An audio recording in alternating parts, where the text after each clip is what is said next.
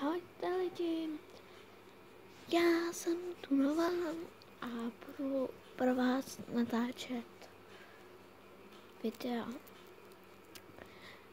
Prostě všichni víme, že budou Vánoce.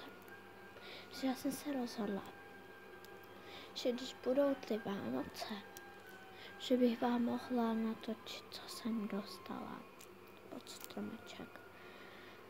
Jsem jako zvědák, vůbec nevím.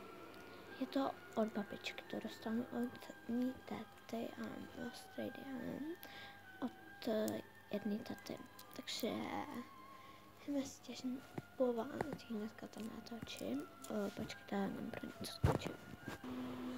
Jo, a kde tady byl rámusek, babička to repíc, jo. Tady my jsme byli včera v Sokolově na Krampusách. A babička mi koupila balónek.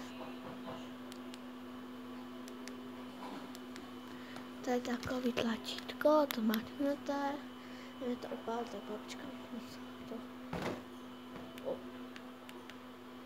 Takže já pro vás budu natáčet videa a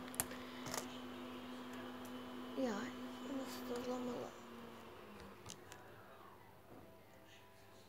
Ten na ně, ten balónek, no, někam. Takže budu moc ráda, když mě budete sledovat. Zádra, neřešte. Takže jo, a kdybyste chtěli, tak vám můžu natočit i takovou zmínku, jak se mi ta ruka stala.